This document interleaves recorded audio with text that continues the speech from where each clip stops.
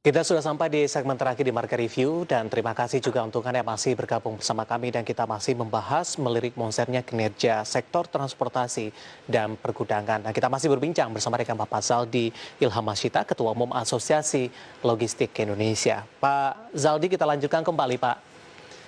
Ya, tadi kita sudah membahas dari sisi daya saing, kemudian juga pencapaian dari sektor transportasi dan pergudangan Indonesia di kuartal ketiga. Bagaimana dari iklim investasi, Pak, sampai dengan September 2020? Kalau investasi memang cukup tertahan, Pak, ya, tertahan di kuartal 3. Tapi kalau menurut saya di kuartal 4 ini investasi yang masuk untuk logistik itu akan sangat besar gitu, apalagi terutama di-drive oleh Omnibus Law, di mana salah satu pasalnya itu memberikan kesempatan untuk investasi asing masuk ke logistik yang cukup besar.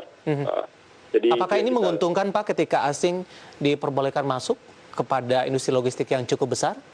Saya rasa mau nggak mau kita harus sudah bisa bersaing gitu kan, karena logistik ini adalah enabler dari ekonomi. Jadi semakin efisien logistiknya, ekonomi itu akan berkembang dengan cepat gitu. Jadi kita butuhkan pelaku-pelaku logistik yang bisa lebih efisien, dan kalau kita larang juga agak susah, Pak, karena banyak perusahaan logistik yang sudah malah ekspansi ke luar negeri. Jadi nggak fair gitu, Pak. Jadi kita perusahaan logistik kita boleh ekspansi ke luar negeri, tapi pemain asing nggak boleh masuk ke Indonesia gitu.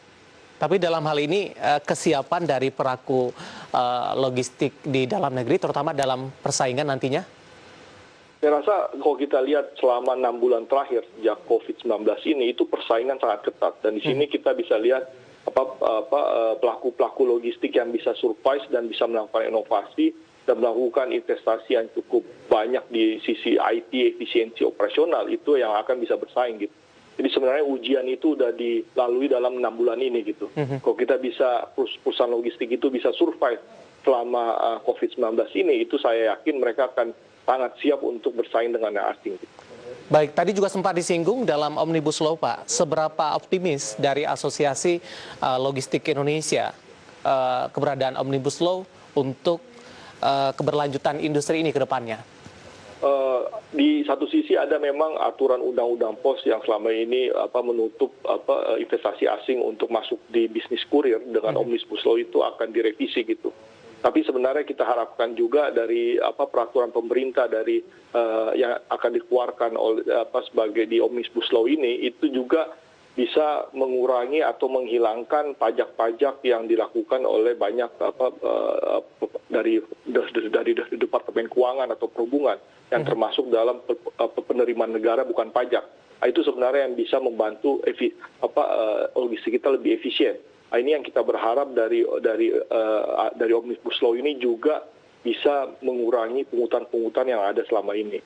Baik, selama ini sebelum adanya ketentuan Omnibus Law, bagaimana posisi pungutan, terutama di lapangan ataupun secara resmi begitu, Pak Zaldi? Kalau kita lihat ada dua pungutan resmi dan pungutan liar, Pak, ya. Pungutan liar selama ini masih berjalan aja. Ini juga yang kita lihat kurang tegas dari pihak aparat atau pemerintah untuk memang membasmi pungutan-pungutan liar di sektor-sektor logistik. Kedua, memang pungutan-pungutan resmi yang dilakukan oleh dari BBUMN dan Departemen Teknis terkait. Ini yang kita harapkan dengan Omnibus Law ini itu bisa dikurangi atau bahkan dihilangkan. Baik, tapi ini lebih kepada pengawasan di lapangan begitu, Pak Zaldi? Kalau untuk pungli ya pengawasan, tapi untuk pungutan resmi itu ada aturannya dalam undang-undang. Kita harapkan dengan Omnibus Law itu juga bisa dihilangkan. Ketika di kuartal ketiga ini sudah mengalami perbaikan cukup signifikan, Pak Zaldi, meskipun Anda katakan tadi posisinya masih dalam posisi minus begitu.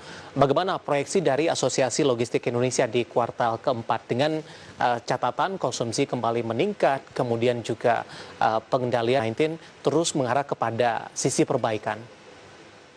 Kalau yang seperti Mas David sampaikan itu bisa terjadi, kita harap untuk logistik, terutama transportasi dan pergudangan sudah bisa kembali ke positif gitu di kuartal 4. Itu kita sangat optimis gitu ininya, bahwa di kuartal 4 ini dari sisi pergudangan dan transportasi sudah bisa mencatatkan pertumbuhan yang sangat baik. Baik, ada siklus tertentu tidak Pak? Tadi juga sempat Anda singgung, ini momentum Lebaran ini sempat terlewatkan begitu, di mana ini juga biasanya memberikan kontribusi terutama kepada Asosiasi Logistik Indonesia. Apakah di Natal dan Tahun Baru ini juga salah satu momentum yang ditunggu Pak Zaldi? Ya betul, ini kita harapkan dan sebenarnya hari ini 11.11 ini sebenarnya bisa kita lihat apakah memberikan signal positif atau tidak gitu kan. Harbolnas begitu Pak? Iya betul Pak, dari 11.11, 12.12 ini yang sebenarnya kita harapkan dan saya rasa akhir tahun ini banyak dari perusahaan-perusahaan industri perdagangan yang berusaha memberikan mengosongkan produk-produknya gitu. Jadi kita harapkan ekonomi ini bisa dengan tumbuh lebih cepat. Baik, terakhir Pak Zaldi, pemulihan di 2021 Pak, bagaimana pandangan dari Asosiasi Logistik Indonesia?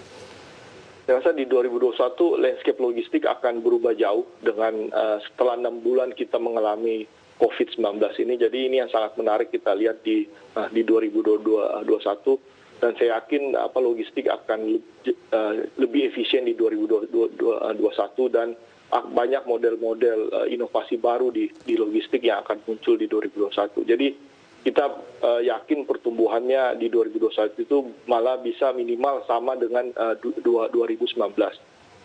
Baik, Pak Zaldi terima kasih sudah bergabung bersama kami di Market Review. Sehat selalu Pak. Terima kasih banyak Pak. Baik, ada Bapak Zaldi Ilham Masyita, Ketua Umum Asosiasi Logistik Indonesia atau disingkat dengan ALI. Dan tadi kita bahas melirik moncernya kinerja sektor transportasi dan pergudangan dengan kesimpulan di kuartal keempat diharapkan tren positif masih terus berlanjut dan diharapkan sudah beralih ke tren persentase atau penguatannya sudah memasuki jalur positif dari sebelumnya di kuartal ketiga masih dalam tren negatif. Dan berbincang tadi mengakhiri kebersamaan kita pemirsa di Market Review kali ini. Dan di masa pandemi ini tetap ingat pesan Ibu, jaga protokol kesehatan dengan tetap memakai masker, menjaga jarak dan juga menjauhi kerumunan serta mencuci tangan dengan sabun di air yang mengalir. Akhirnya saya Devisan Oval dan seluruh rekan kerja bertugas mengucapkan terima kasih. Sampai berjumpa kembali.